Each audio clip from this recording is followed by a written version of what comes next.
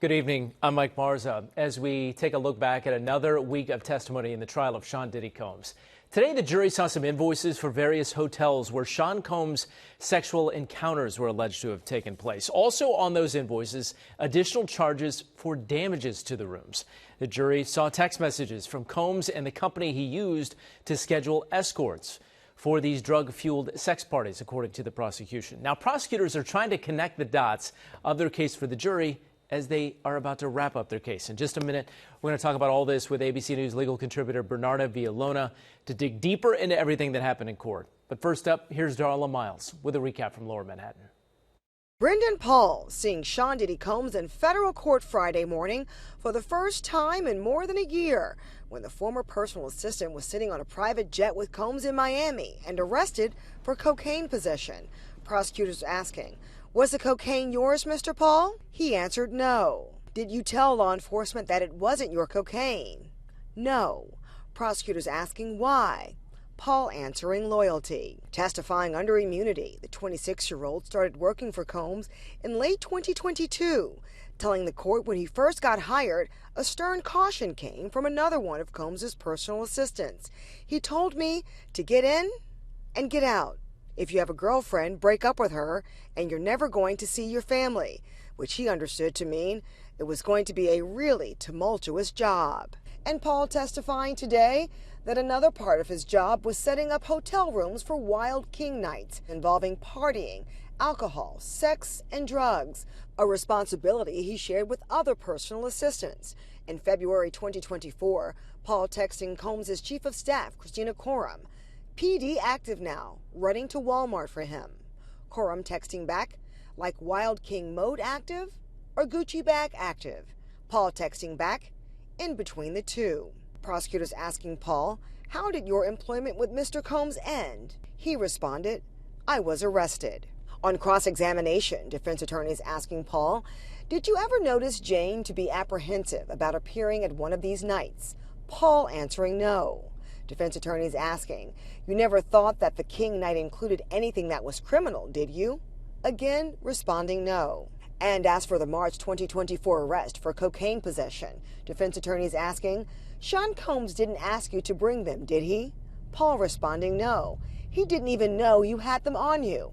"No, it was a mistake." "You found them in your bag?"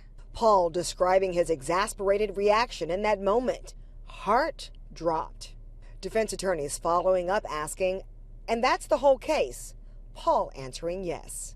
Court will resume Monday morning with another special agent on the stand. When his testimony is over, the prosecution is expected to rest. In Lower Manhattan, Darla Miles, Channel 7 Eyewitness News.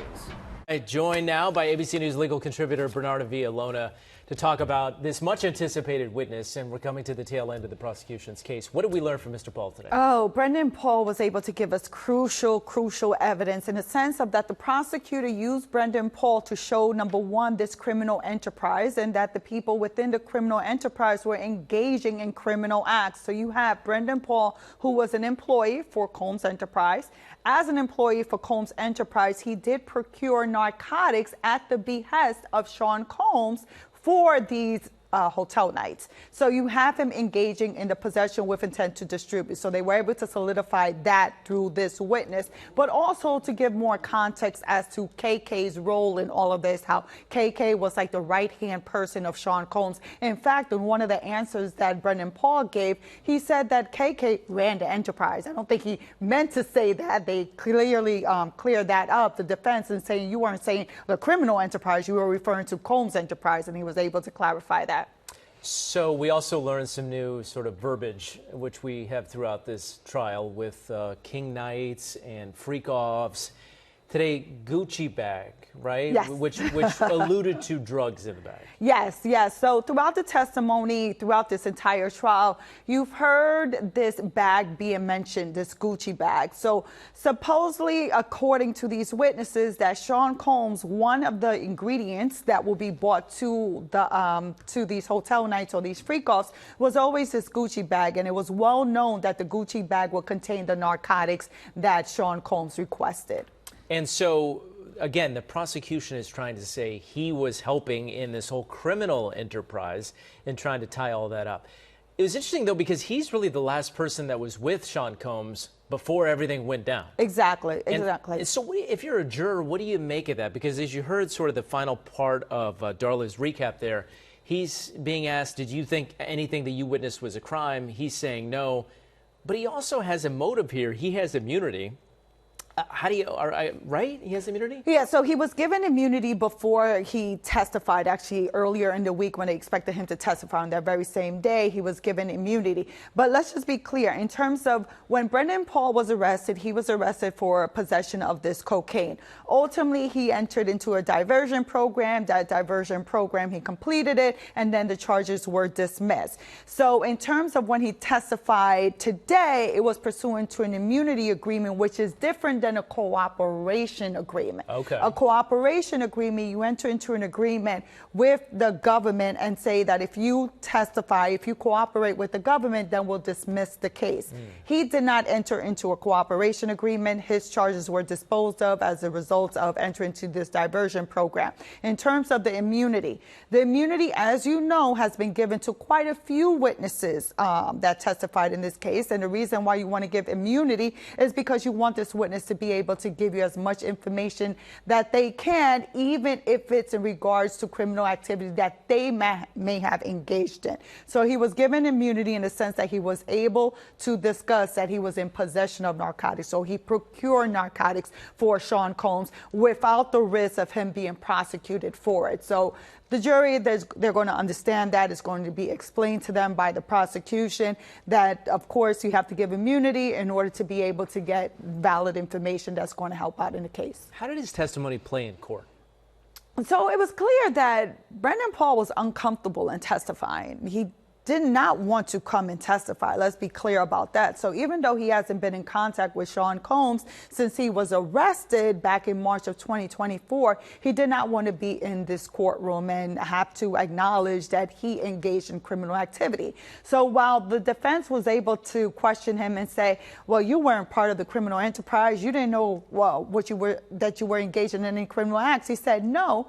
But then when you look at when you're in possession of narcotics, that's criminal. When you're delivering narcotics, that's criminal. So really, it didn't really play off well in the sense of the defense as much as they wanted it to. Now, if you're a prosecutor and you are winding down your case, why finish with somebody like Brendan Paul? Well, you want to, in terms of Brendan Paul, why finish off with him? Because you have, number one, someone in his orbit.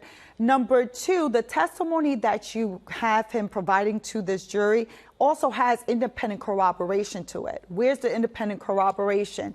Is that when he was arrested, he was actually in possession of drugs. So he's not just making it up because he wanted immunity. Here you have that he was arrested, and he was arrested in possession of narcotics, and that was for the purpose of Sean Combs. And actually how he got those narcotics, because he had forgotten that it was in his bag, he had went to clean up one of these hotel rooms that Sean Combs had finished doing a hotel night, and when he's cleaning it off, he actually picked up the bag and the narcotics. Right, so it corroborates the testimony. That was the heart dropped moment where exactly. He said, I didn't realize that this stuff was in the bag. A couple of housekeeping things before we wrap up this conversation before a huge week next week. Wasn't there another juror? We knew about juror number 6 who was dismissed. But wasn't there a problem with another juror potentially? Did we ever figure out what was going on there? No. So in terms, there was an issue with another juror. We don't know the specifics of that issue because that questioning was done under seal. So it wasn't in the presence of the press. And even the transcript is closed, so we can't even get access as to what happened during that conversation with the judge and with the parties having to deal with that juror. But either way, the judge did announce today, the first thing he did on the record was to announce that he's denying the defense's request to have that juror excused. So now the jury continues as it is, as juror number 6 was replaced by that alternate number 1. And remember, we still have 5 more alternates that are sitting on the jury just in case there's a need to replace any of the sitting jurors. This trial is wrapping up. And, yes. And next week, very likely we expect it to go to the jury. Yes. This weekend, what are the attorneys doing? Let's start with the prosecution. So in terms of the prosecution, is working on her closing arguments. The prosecution is working on closing arguments because, Mike, it's going to be the last time that these prosecutors are going to be able to speak to this jury and point out to this jury how they have proven this case beyond a reasonable doubt as to the 5 charges. Also to explain to them how they should begin deliberations, what they should be looking for, which witnesses, how to evaluate those witnesses, which witnesses correspond to each charge.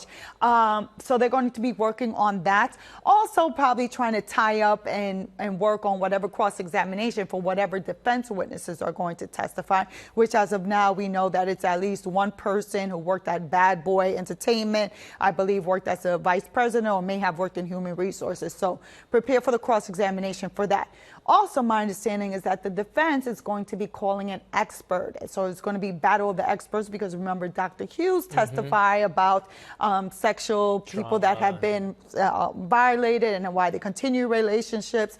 Here, the defense is going to call Dr. Sasha Bardet to testify to contradict what the prosecution's expert has testified to. The defense, same. They are going to be working on their closing arguments as well because, again, it's going to come down, a case like this, to closing arguments, especially when you're dealing with a case that has lasted at least 6 weeks of testimony, not counting next week's of testimony. So you're going to have to remind this jury of everything that they have heard.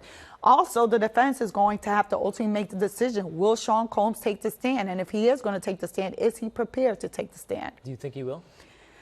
I would normally say that he should not testify, but it all depends on who's running this defense. Is the defense being run by the defense attorneys or is it being run by Sean Combs? Because ultimately, if it's being run by Sean Combs and he wants to testify, the person that makes the decision and has to let the judge whether he's going to testify or not is going to be Sean Combs. Because the judge will ask him. The judge will ask him on the record, you know that this is your decision and your decision alone whether you wish to testify, and knowing that, is it your desire not to testify before this jury. And just as we approach the final week of all of this, a reminder, he's facing 5 counts. Yes. 2 for Cassie Ventura, 2 for the woman who testified under Jane, and then the racketeering count. Racketeering conspiracy, yes. So in terms of the racketeering conspiracy, that is the highest count, and with that count, he's facing up to life. In terms of the sex trafficking by force, fraud, or coercion, is up to, I believe, 15 years on each of those counts.